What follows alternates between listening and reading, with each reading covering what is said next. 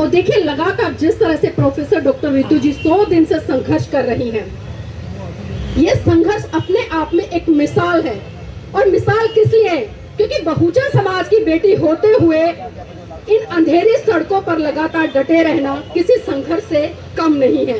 एक स्लोगन लिखा हुआ वहां पर कि हर जोर जुल्म की टक्कर में संघर्ष हमारा नारा है, क्योंकि हम तो हमेशा से संघर्षों से भरे रहे हैं, क्योंकि हम अम्बेडकरवादी हैं, संघर्षों के आदी हैं। तो यहाँ पर मैं चाहूंगी, क्योंकि अक्सर हम देखते हैं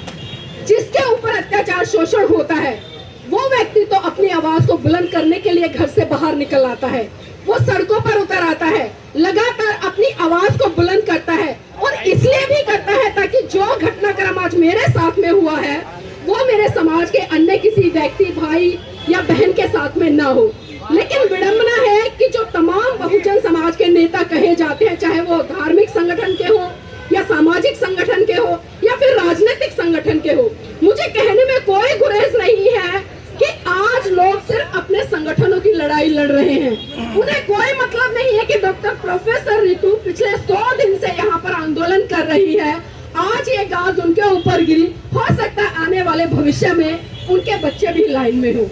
और जिस तरह से मनुवादी व्यवस्था के तहत आज जो चीजें देश में घटित हो रही हैं, सत्ता पर जो लोग काबिज है, आप अच्छी तरह से जानते हैं कि अम्बेडकरवादी लोग उन्हें कभी भी पसंद नहीं आते। यहाँ पर आपके बीच में 3 पत्रकार अभी ऐसे बैठे हैं जो पिछले महीने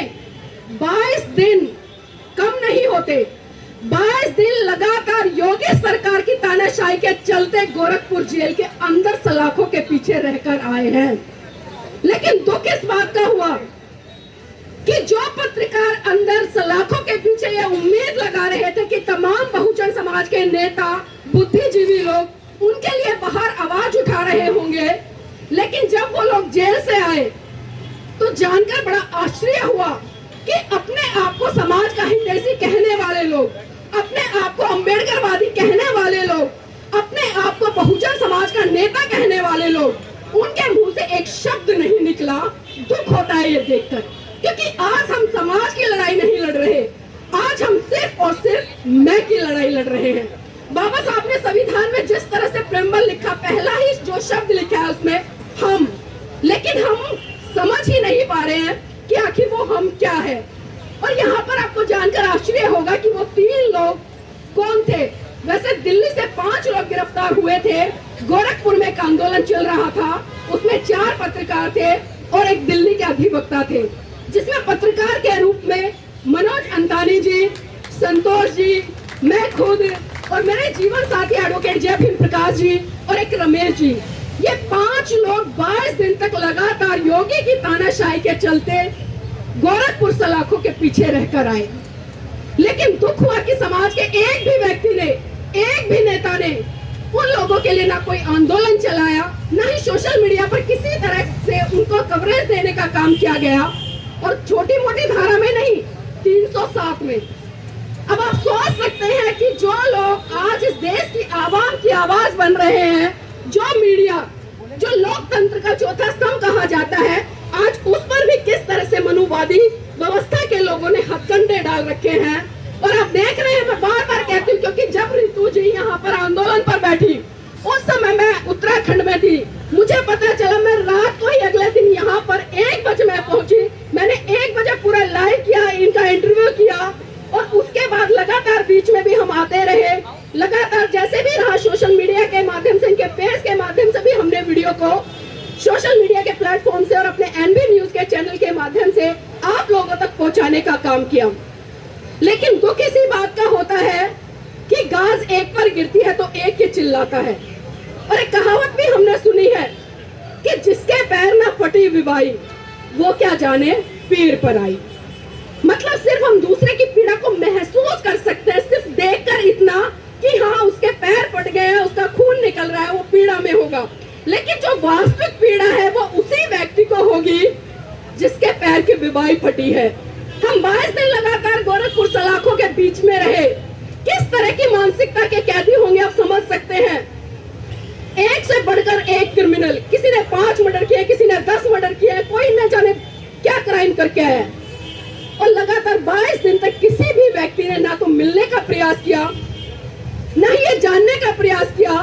कि आखिर ये लोग सलाखों के पीछे क्यों गए। क्या वो लोग बहुजन समाज का हिस्सा नहीं थे? क्या वो लोग बहुजन समाज से आने वाले नहीं थे? क्या वो लोग अम्बेडकरवादी नहीं थे?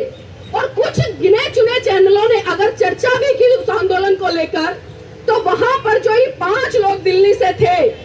मनोज अंतानी जी, संतोष जी, रमेश जी, एडवोकेट जय भीम प्रकाश जी, नीलम बोस जी, 5 में से एक का भी नाम किसी मीडिया वाले ने नहीं लिया। तो बताइए ऐसे में हम कैसे उम्मीद कर सकते हैं कि हमारे इस तरह के आंदोलनों को मजबूती मिलेगी? बताइए मुझे, क्योंकि ये लोग लगातार देखते हैं कि बहुजन समाज संख्या में 90% होने के बावजूद भी ये टुकड़ों टुकड़ों में बिखरा हुआ है। आज 10% लोग आपके ऊपर शासन कर रहे हैं, आपके हाथों से नौकरियां छीनने का काम कर रहे हैं, आपकी बहन बेटियों को प्रताड़ित करने का काम कर रहे हैं। तो बताइए हम कैसे आज कह सकते हैं कि संविधान सुरक्षित है, या हमारी बहन बेटियां सुरक्षित है, या हमारी नौकरियां सुरक्षित है? एक सवाल कभी भी अपने आप से करो और पूछो कि आखिर हम इस समाज के लिए क्या कर रहे हैं। मैं बार बार एक चीज कहती हूँ, क्योंकि पीड़ा होती है, और पीड़ा इस बात की होती है कि जिसके ऊपर घास गिरती है सिर्फ वही बोलता है, वही चिल्लाता है। अभी जिस तरह से प्रोफेसर लक्ष्मण जी का भी प्रकरण आप सबने देखा, आखिर प्रोफेसर लक्ष्मण जी का क्या गुनाह था? सिर्फ गुनाह उनका वो था कि वो उस व्यवस्था के खिलाफ जाकर बोलते थे जो व्यवस्था लगातार इस देश के 90% लोगों को शोषित कर रही है, उनका शोषण कर रही है, उन पर अत्याचार कर रही है, उनके हक अधिकार छीन रही है, उनके बच्चों से शिक्षा छीन रही है। और जिन आरक्षण की बदौलत हमारे बच्चे आज मेडिकल लाइन में ले लो, या फिर नौकरियों में ले लो, या किसी भी सरकारी संसाधनों में ले लो, अगर परसेंट के अकॉर्डिंग आरक्षण के तहत नौकरियां पा रहे हैं या एजुकेशन पा रहे हैं, उसको छीनने का काम कर रही है। अगर प्रोफेसर लक्ष्मण इसके लिए आवाज उठाते थे तो भलाओ वो क्या गलत करते थे? क्या कसूर था? क्या आवाज उठाने की सजा उनको मिली? अगर आवाज उठाने की सजा ऐसे ही लगातार मिलती रहेगी ना, और ये बहुजन समाज साथ नहीं आएगा ना, तो साथ एक दिन वो आएगा